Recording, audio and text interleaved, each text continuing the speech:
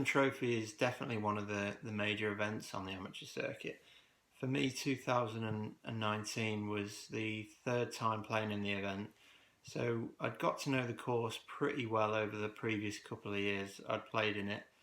You sort of get to know how good it is, but you also get to know how tough it can really play. You get all sorts of different weathers when you play Lytham if you ask anybody who's played it throughout the years. So it's always a good test of golf. So after the first couple of days, I found myself three back of the lead. We had an early start in round three, so we actually didn't have time to get breakfast at the hotel because I hadn't started yet. So me and my dad had to go to the shop and get a few bits of food and that before the round. Round three, I played pretty solid. I made a couple of mistakes here and there, but I felt when I finished that my score didn't really reflect the way that I'd played. I felt like I played much better than what my score showed, so I still felt pretty confident going into the last round. So we're warming up for round four, and I'm on the putting green with about 20 minutes to go, and I refreshed the leaderboard there just to see where I was at that point, really. And I said to my dad, we're only a couple back now. And he said, right, okay. So we went out and I played really well for the front nine. I made 9 straight pars. I made a couple of really good up and downs in there just to keep my momentum going. And I felt pretty good at that point of where I was, sort of where my game was, where I was heading into the back nine. So we had one of the members, Chris from Wallasey. He was walking around and I saw him on one of the tees and I said, where do I stand? He said, do you want to know? I said, yeah. So he told me, and at that point I think I was 2 back. So we played the next couple, and I parred from 10 to 13 as well, so I played really nicely up to that point. So going on to the 14th, I've hit a nice drive down the middle, hit a pretty solid sort of iron shot into around about 25 feet, and I just got a little bit aggressive on the first putt, really. I hit it a bit firm, probably chasing the birdie a little bit, knocked it 4 or 5 by and missed the return there. So that was the first mistake I'd made all day in that round, really. So it was fine. So I walked up onto the 15th tee and went through my usual routine. I've aimed down that left side, trying to hit my normal stock fade there, and I just pulled it straight left into the rough, and it was a terrible lie.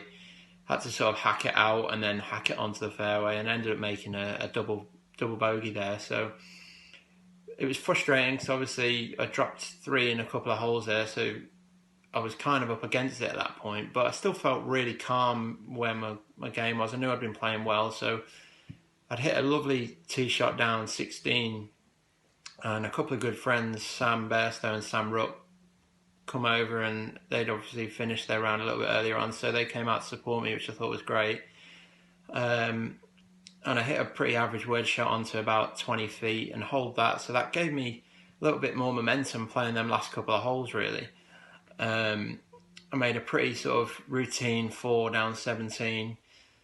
So I'm walking off the 17th green and I'm going up to the last tee there, and there's a leaderboard right on the tee, and I see that Jack Brooks has already posted 9, and Harry was still out there, probably 2 or 3 groups behind me, and he was 8. So I knew I needed a birdie, really, but obviously a par would tie Jack in the clubhouse, so that would probably, depending on what Harry does, would get me a playoff. So we're going down. I hit a nice tee shot down there, and we're discussing what I need to hit into the green, and it was kind of into the wind out the right, and I've just hit this sort of lovely chip 5 iron to that back right flag, and it's on a great line, and I couldn't actually see the ball finish.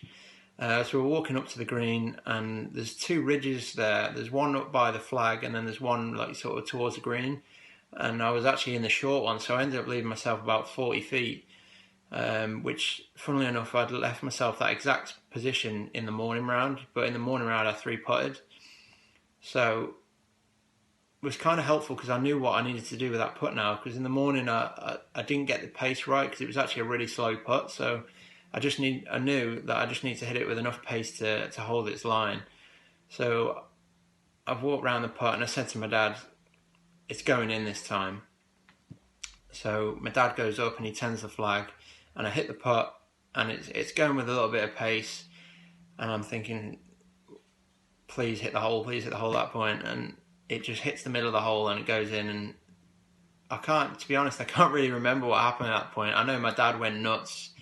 Loads of my friends around there went nuts, and it was just the most amazing feeling to hold that putt at that time. Was just, I hadn't experienced anything of that level at that point, so that was just amazing. So winning the Lytham Trophy was definitely a special week for me from start to finish.